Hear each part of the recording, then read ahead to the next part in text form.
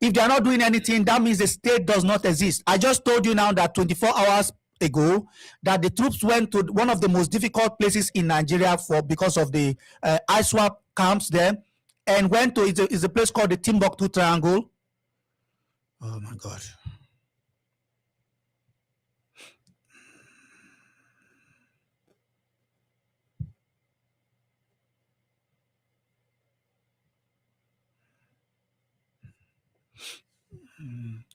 Yeah, this is the thing. When you're having this sort of conversation, these people come in, they read the conversation and begin to report. They can't tolerate it. They can't stand it. Okay.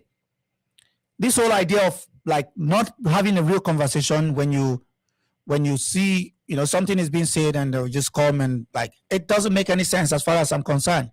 This is a political conversation, and we have a right to talk about what is going on in the country.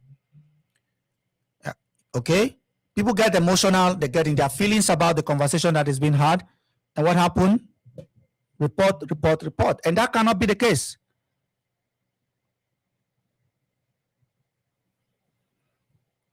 We're trying to have a conversation about what is going on in this country. Enough is enough. Enough is enough. So when you say, oh, well, they're not doing this and that, and even claiming that the Nigerian government is not doing anything, I'm sorry. I'm not buying it.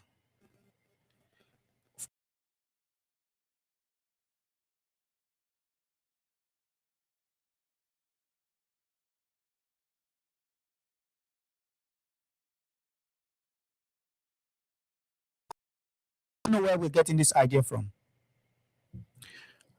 Okay.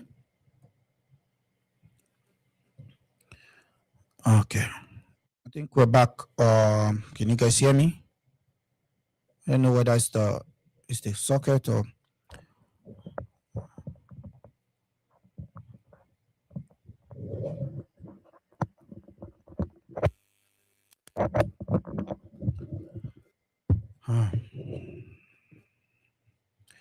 Yeah, they keep doing the same thing. They say, "Oh man, they're not doing enough. They're not doing enough," or they say they are not doing anything or something like that. The government of Nigeria is not doing anything at all. It's not doing anything. It's not doing anything. That's what we keep hearing every time. Every single time. They say, "Oh, the government is not doing anything." Well, the government is doing something. You just believe the government is not doing quite enough. And I just spoke to you guys about what these guys have gone to what they call the Timbuktu Triangle and destroyed ISIS related camps in that area. The Nigerian government is doing the best it can.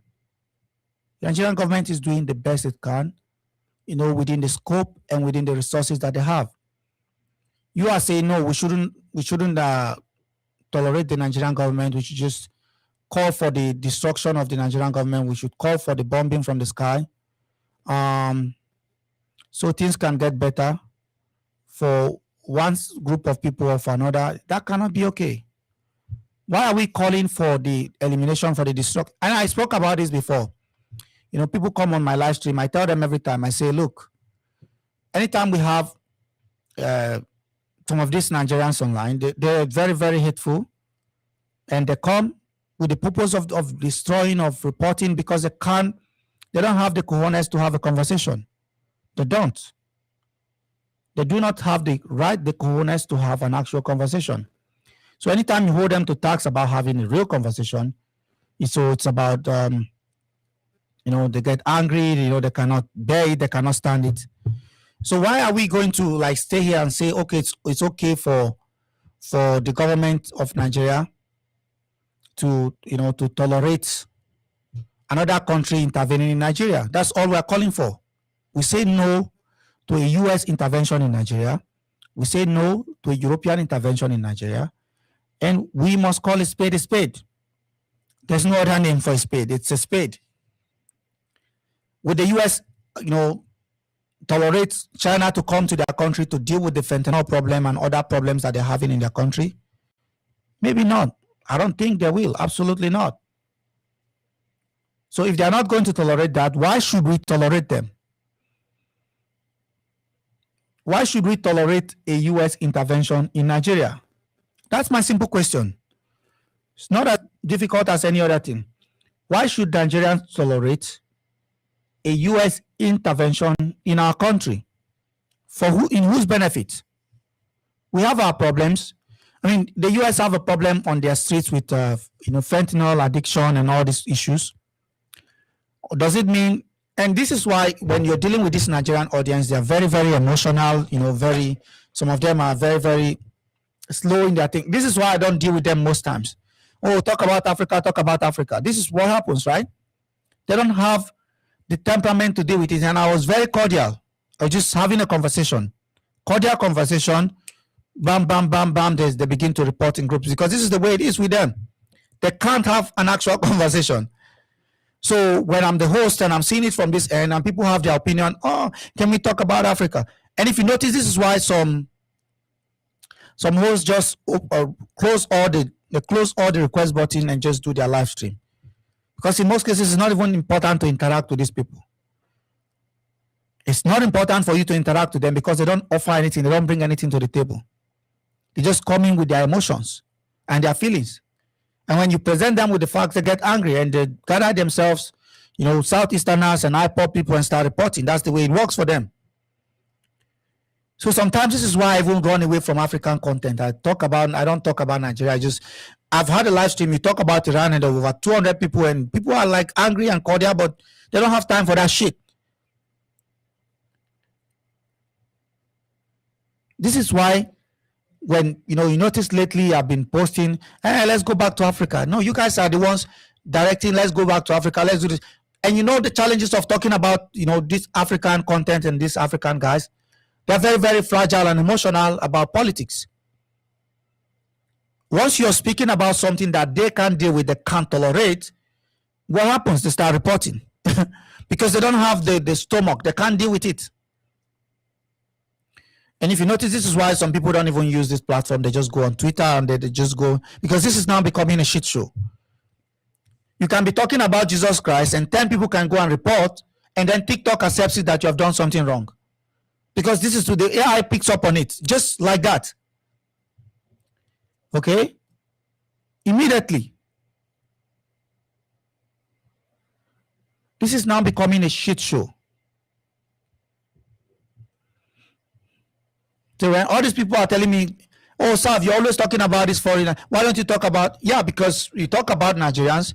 That guy asked me whether I was a Nigerian. I told him about my experience on the field. I told him what I've done.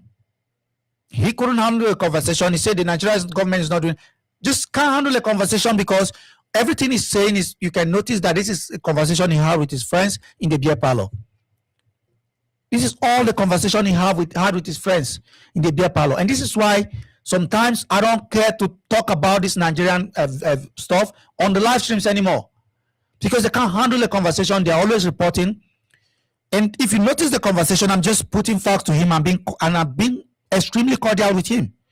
I'm just challenging his viewpoints, which is lacks facts. And what happens? Most of these Igbo guys, they go in the comment section because they're very temperamental and fragile when it comes to talking about politics. They start reporting.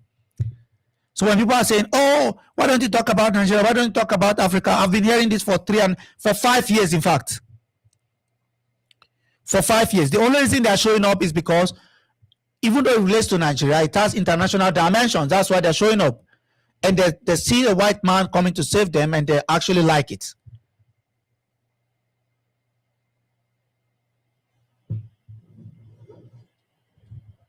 Over 5 years now, I've been hearing the same shit. And these guys will go in my comments and repeat the same thing. I was there on the stuff with the Timo and the other guys. Like, when I told them, they were laughing. Like, who cares?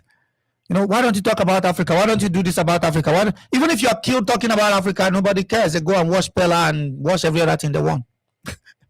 Why don't you talk about Africa? Why don't you talk about Africa? It's laughable. And you can see clearly that they don't show up. They only show up when they're offended, right? When they are clearly offended that you're postulating a point of view that is very logical. And if you listen to the guy, everything is stemming from the perspective and from the aspect of emotion. Nothing really substantial he's offering. Nothing. He's not offering anything substantial. All of it is about his emotions and his feelings. And I'm more than willing to have a conversation with him and challenge him on his views. But he's not having that. Absolutely not. How dare how dare you question, all these people that are, his masters, and he's willing to do anything for them?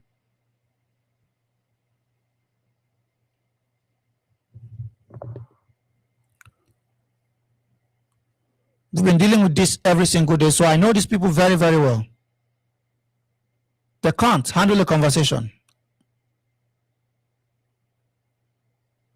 They cannot.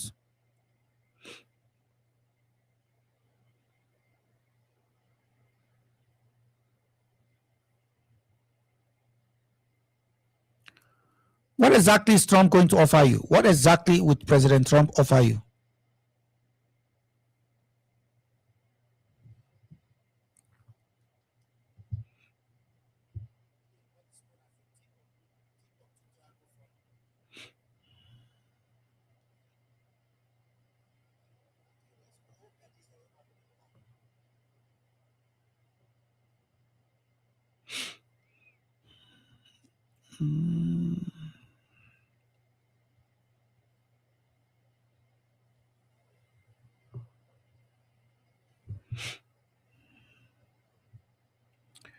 Thank you for the likes, guys.